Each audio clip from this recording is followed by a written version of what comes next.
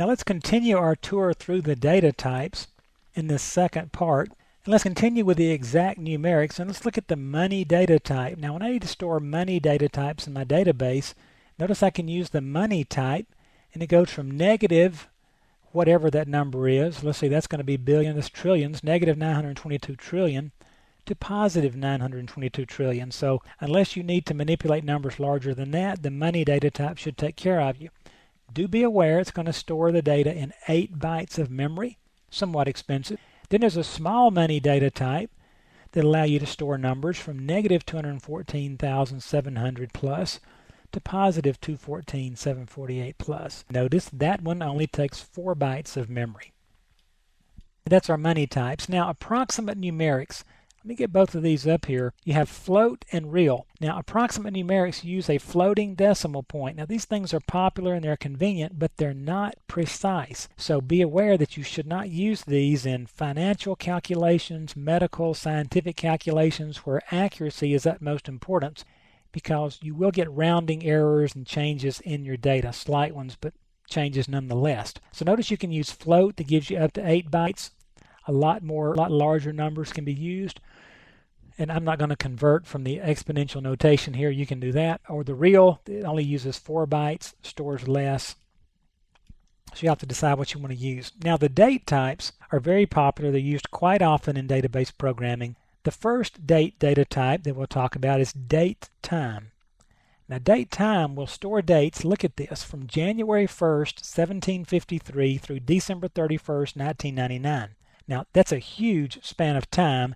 It takes 2 4-byte integers or 8 bytes total data, total space to record this. But here's what will usually cause most people to have to use date time. Most of our apps don't use date ranges from 1753 to 9999. And notice that's not 1999, but that is the year 9999.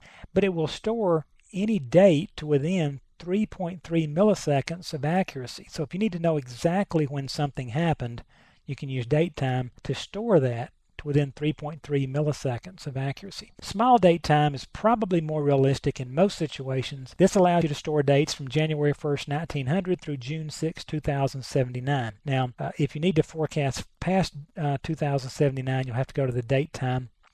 But notice this one uses 2 2-byte integers or 4 bytes. And it gives you up to 1 minute of accuracy as far as when you actually can show the actual date and time stamp. So sometimes this milliseconds accuracy will force you into date time. Character strings. This is real interesting. Let me get them both up here. We have character data and variable character data. Now you'll hear this called char and varchar in the real world. Character data says you can store from 1 to 8,000 bytes, and you will always see this notated as CHAR and then in parentheses here a number. So if I put char 20 in parentheses, it means store 20 characters or 20 bytes of data. Now if I only store 5 characters, it will store those 5 characters and 15 bytes of empty data. You don't want to store empty data in your database, obviously. SQL has to search through it and manipulate that data later. It's not efficient. There are places, states for example, we know there's only 2 characters, so we set a state data type as char2 for a state column. Varchar does just the opposite. If we tell varchar 20, it stores up to 20 bytes, but if we only store 5 characters, it stores those 5 characters and returns the other 15 back to the operating system or back to the database. So it doesn't use or store empty data or empty memory. Text data types can store up to over 2 billion characters. This is going to be removed in future versions. Microsoft's giving you the heads up. Stop programming to this. Use varchar and var binary max for this, and also nvarchar max.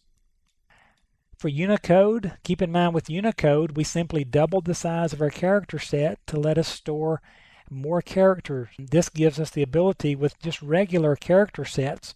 We can only store the standard English language alphabet plus some Spanish language alphabet and a few others. With Unicode, since we doubled it, we more than doubled it, actually doubled the number of bytes that store it. We lost 4,000 units here on the characters we can store, but we have twice as many characters we can store. And as a matter of fact, we can represent most of the known languages in the world with these character sets. So we have nchar and nvarchar. In text, same deal as before. This is going to go away. Then we have binary types. We have the binary data type. This stores binary data either in a fixed length or a variable length, just like char and varchar. And then we have the data types that have gotten most of the press, and that is the table data type, where I can actually store result sets in a table variable or a table data type. And then the XML data type that I can store XML data in. So that's a rough, real fast run through on these data types. You need to know that they're out there, and you need to become aware of how to use these efficiently. And again, I would strongly urge you to go out to the documentation and read up on these and make sure that you're using the appropriate ones in the most efficient manner.